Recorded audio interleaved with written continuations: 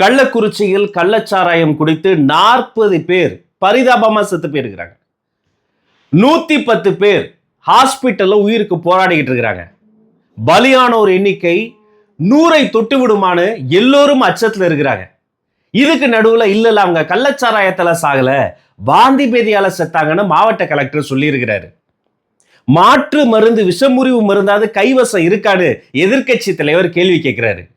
சரி, அதிகாரிகளை டிரான்ஸ்பர் பண்றீங்க, அதிகாரிகளை பலியாட ஆக்கிட்டீங்க, அதற்கு பின்னாடி இருந்த அரசியல் தலைவர்களுக்கு யார் தண்டனை தருவது? செந்தமிழன் சீமான் கேள்வி கேட்கிறாரு. உண்மையில் கள்ளக்குறிச்சி கள்ளச்சாராய மரணம்னு சொல்ல முடியாதுங்க, இது படுகொலை.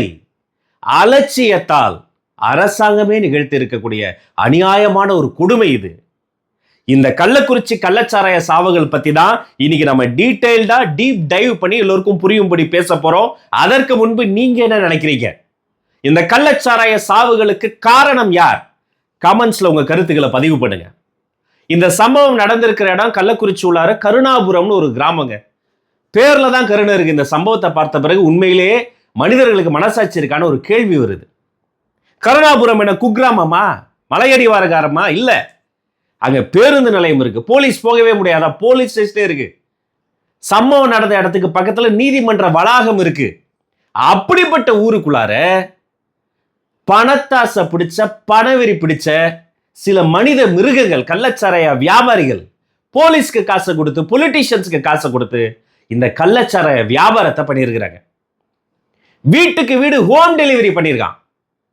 பாக்கெட் போட்டு பாக்கெட்டா பாக்கெட் டெலிவரி பண்ணியிருக்கான். ஹோம் டெலிவரி, பாக்கெட் டெலிவரின்னு பெரிய ஸ்விக்கி ஜொமேட்டோ ரேஞ்சுக்கு கார்பரேட் ஸ்டைல்ல கெமிக்கல் கலந்த கொடிய நஞ்ச கள்ளச்சாராயத்தை வியாபாரம் பண்ணியிருக்கிறான். அதை குடிச்ச சில பேர் வயிறு வலி தாங்க முடியாம, கண்ணே தெரியாம, காது கேட்காம உருண்டு பிறண்டு ஹாஸ்பிட்டல்ல போய் அவசரமா அட்மிட் ஆயிருக்கிறாங்க. தனியார் ஹாஸ்பிட்டல்ல நீ கள்ளச்சாராயம் குடிச்சு வந்திருக்கியா, உள்ள அனுமதிக்க மாட்டோம்னு அந்த ஹாஸ்பிட்டல் கதவுகள் மூடப்பட்டிருக்கின்றன. அரசு மருத்துவமனையில அடுத்தடுத்து அட்மிட் ஆனவங்களாம் சாகுறாங்க. கள்ளச்சாராய சாவுன்னு தெரிஞ்சா பேரு கெட்டு போயிருமே. உடனே என்ன பண்றாரு, அங்க இருக்கக்கூடிய மதிப்பிற்குரிய மாவட்ட கலெக்டர் திரு ஸ்ரவன்குமார், இல்ல இது கள்ளச்சாராய சாவே இல்ல, செத்தவங்களை ஒருத்தர் குடிப்பழக்கமே இல்ல, இவர் என்னமோ செத்து போனவங்க கூட ஸ்கூல் ஃப்ரெண்டு மாதிரியும் சின்ன வயசுல இருந்து ஒண்ணா அடிச்சு பிடிச்சு விளையாண்ட மாதிரி இவரு ஒரு நரேட்டிவ் செட் பண்றாரு. அவங்க வாந்தி பேதியில செத்து போயிட்டாங்க, வலிப்பு ஒருத்தர் செத்து போயிட்டாரு, இன்னும் முழுமையான ரிப்போர்ட் வரலன்னு பிரச்சனை அப்படியே மாத்த பார்த்தாரு பாருங்க. அதோடைய பின்விளைவு என்ன தெரியுமாங்க? கொடுமை. புதிய தலைமுறையில பதிவு பண்ணியிருக்கிறாங்க. சாராயத்தால சாகல, வேற வழியில செத்துட்டாங்கன்னு அந்த நியூஸ் வந்த உடனே அந்த டெத்துக்கு அந்த இளவு வீட்டுக்கு வந்த மத்தவங்க இருக்காங்க பாருங்க, அவங்களாம் அப்ப சாராயத்துல பிரச்சனை இல்லைன்னு மறுபடியும் பாக்கெட் சாராயத்தை எடுத்து குடிச்சு அதனால இந்த உயிர் பலி எண்ணிக்கை அதிகமாகி இருக்கலான்னு ஒரு ஊடகத்துல பதிவு பண்ணியிருக்கிறாங்க. இதை விட கொடூரம் இருக்க முடியுமாங்க? இன்னைக்கு அந்த மாவட்ட கலெக்டர், மாவட்ட எஸ்பி, மதுவிலக்கு காவல்துறை அதிகாரிகள் கூண்டோடு இடமாற்றம் செய்யப்பட்டிருக்கிறாங்க. சரி, இந்த இடமாற்றம் செய்யப்பட்டு வழக்கு சிபிசிஐடிக்கு மாத்திட்டா பிரச்சனை முடிஞ்சிருமா? இது முதல் முறை அல்ல, இது இரண்டாவது முறை.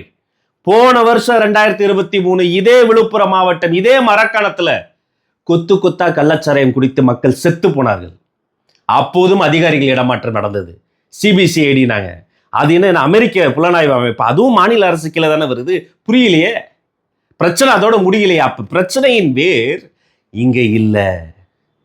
20 ஆண்டுகளாக அங்க கள்ளச்சாராய நெக்ஸஸ் நெட்வொர்க் இயங்கி கொண்டிருக்கு. அந்த மாவட்டத்திலேயே சரி பெரிய ஆள் யாருப்பா என்று பார்க்கிற போது ஊடகங்கள் 2 பேரை சுட்டி காட்டுறாங்க.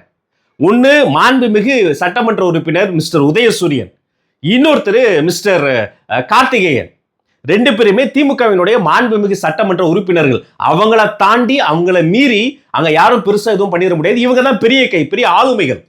அப்ப இவங்க இந்த 20 ஆண்டுகள் இந்த கள்ளச்சாராய வியாபாரிகளை ஒழிச்சிருக்கணுமா வேண்டாமா? இன்னைக்கு ஒரு குற்றவாளியை தேடிட்டு இருக்கிறாங்க, சின்னத்துறைன்னு. அவன் தான் மெயின் கல்பிரிட்டான். அவன் மேல மட்டும் 70+ கேசஸ் இருக்கு போலீஸ் ஸ்டேஷன்ல. ஆனா சுதந்திரமா வெளில சுத்திக்கிட்டு இருக்கிறான். இந்த பண வெறியில, இந்த பண தாசையில அடுத்தவன் உயிர் எப்படி வேணா போட்டு, அடுத்தவன் குடல் விருந்து சாகட்டும், நம்ம குடும்பம் நல்லா இருந்தா போட்டோன்னு இவன் வேலை செய்யறானா? இவனுக்கு பின்னாடி யாரெல்லாம் இருப்பாங்க? சத்தியமா, நிச்சயமா, மிக உறுதியா லஞ்சம் கொடுத்து கமிஷன் கொடுத்து யார் யார் வாயை என்னென்ன சொல்லி என்னென்ன படத்தை கொடுத்து அடைக்க முடியுமோ அப்படி அடைக்காமல் இப்படி ஒரு பிசினஸ் நடத்த முடியாது.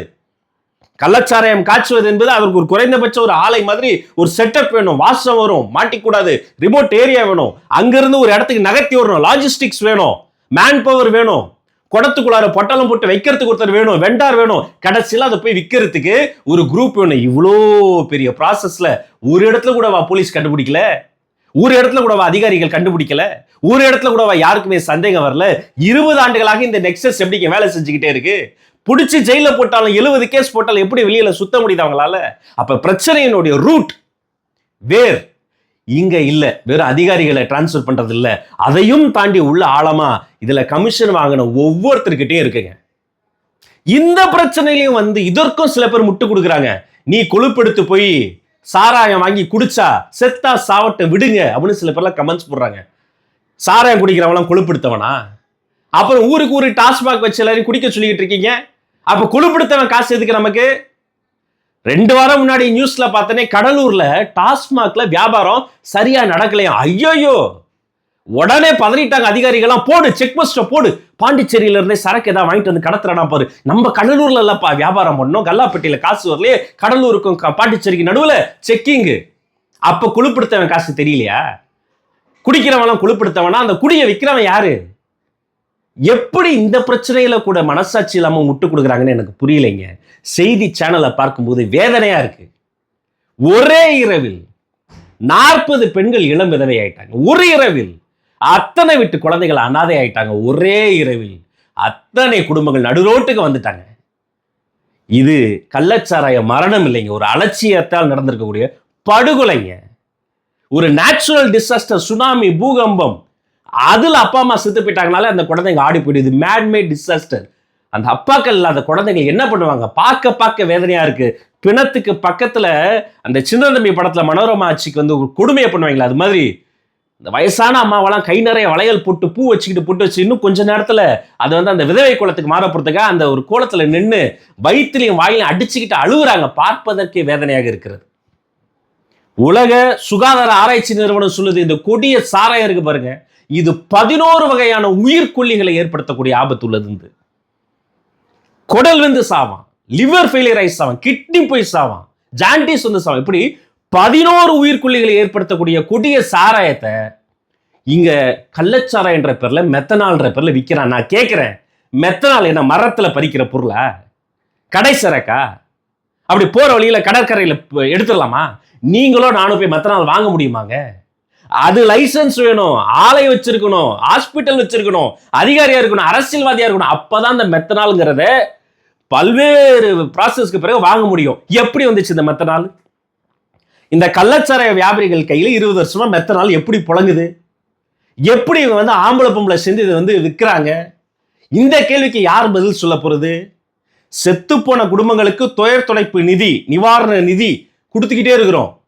10 லட்சம் 10 லட்சம் ஒவ்வொரு கட்சி ஆளுக்கு 1 லட்சம் எல்லாம் தரீங்க. துயர் தொடச்சிருமா? அந்த குழந்தைங்களுக்கு அப்பா அம்மா 10 லட்சம் கொடுத்துட்டா அப்பா அம்மாவோட இடத்தை நிரப்பிடுவாங்களா? ஒரு பரம்பரைக்கே ஒரு ஏர்னிங் மெம்பர் பிரெட் வின்னரா ஒரு ஆம்பளை நிரப்பிடுவாங்களா அந்த இடத்த? கொஞ்சம் யோசிச்சு பாருங்க. ஒரு கிராமங்க, அந்த கிராமத்துக்குள்ளார இன்னைக்கு 40 ஆம்பளைங்க இல்லை, முந்தானை தெரிந்தவங்க இன்னைக்கு இல்லை. ஒரு தலைமுறையே ஆண்கள் இல்லாத ஒரு தலைமுறை உருவாக்கி இருக்கிறோங்க. எல்லையில 40 வீரர்கள் செத்து போனா 2 நாட்டுக்கு நடுவில் போரே வந்துடும். தொட்டு விடும் தூரத்தில் இருக்க கள்ளக்குறிச்சியில் அங்க 40 ஆண்கள் செத்து போயிட்டாங்க. லிஸ்ட் பெருசாகுமோன்னு பதட்டமா இருக்கு. இப்ப கூட இந்த கள்ளச்சாராயத்தை ஒழிக்கலன்னா வேற எப்ப ஒழிக்க போறோம்? இந்த நெக்ஸஸை எப்ப எக்ஸ்போஸ் பண்ண போறோம்? இன்னும் காசை வாங்கிட்டு கமிஷன் வாங்கிட்டு 2 நாள் இதை பேசிட்டு மூடி மறைக்க போறாங்களா? இல்ல தானா முன் அவங்களுக்கு தெரியும் யார இதுல இன்வால்வ்டுன்னு. இந்த பின்னாடி இருக்கிற நெட்வொர்க்கை எக்ஸ்போஸ் பண்ணாம இந்த கள்ளச்சாராய சாவுகள் நிற்காது. 239 போதைப் பொருட்கள் இந்த நாட்டில் இருக்கு. குடிக்கிற இருமல் மருந்துல இருந்து அடிக்கிற பெயிண்டோடைய வார்னிஷ் வரைக்கும் போதைப் பொருளா பயன்படுத்தி ஒரு தலைமுறை சீரழிஞ்சு செத்து போயிட்டு இருக்கு. கஞ்சா, மெத்து, இந்த போதைப் பொருள், இதுக்கு நடுவில் கள்ளச்சாராயம்னு போதையில் தள்ளாடி கொண்டிருக்கிற இந்த மண்ணை நம்ம அத்தனை பேரும் சேர்ந்து ஒரு போர் தொடுத்து தான் காப்பாற்ற முடியும். என் கேள்வி சிம்பிள், இந்த கள்ளச்சாராய சாவுகளுக்கு யார் பொறுப்பு? இதை எப்படி தடுத்து நிறுத்துறது? யார் நிறுத்த போறது? உங்க கருத்துக்களை கமெண்ட்ஸ்ல குறிப்பிடுங்க. வேற எதை குறித்து பேசணும் அதையும் நீங்க சுட்டி காட்டுங்க. உங்கள் அத்துணை பேருக்கும் நல்லதே நடக்கட்டும். நலமே சொல்லட்டும். நன்றி, வணக்கம்.